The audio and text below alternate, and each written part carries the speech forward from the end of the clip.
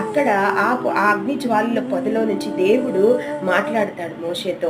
మరి అదే మొదట ఎన్కౌంటర్ అంటారు. అంటే ఆయన యొక్క జీవితము అక్కడ దేవుని చేత పట్టబడుతుంది. మరి దేవుడు ఏం చేయాలనుకుంటున్నాడో, తన యొక్క ప్రణాళిక ఏంటి మోషే పట్ల, మరి మోషే ద్వారా తను ఏం చేయించాలనుకుంటున్నాడో, తన ఉద్దేశాలు ఏమిటో అన్నీ కూడా ఆ స్థలములో మోషేతో మాట్లాడతాడు దేవుడు. కానీ ముందు తను ఎవరనేది మోషేకు తాను తెలియజేసుకుంటాడు. ఒకసారి చూసినప్పుడు, నేను నీ తండ్రి దేవుడను, అబ్రహాము దేవుడని, ఇస్సాకు దేవుడను, యాకోబు దేవుడని చెప్పగా, ఇక్కడ God is revealing himself to Moses and also God is expressing his identity. దీన్ని ప్రతి ఒక్కరికి దేవుడు, మనము ఎప్పుడైతే ఆయనతో ఒక మంచి సంబంధం కలిగి ఉండి, మరి ఆయన సన్నిధిలో ఎక్కువ సమయమును గడుపుతూ, మరి ఆయన కొరకు మనం ఉన్నప్పుడు, మరి ఆయన మన పట్ల ఎన్నో ఉద్దేశాలు, ఎన్నో ప్రణాళికలు కలిగి ఉన్నప్పుడు, ఈ విధంగా దేవుడు మన పట్ల స్పందిస్తాడనమాట.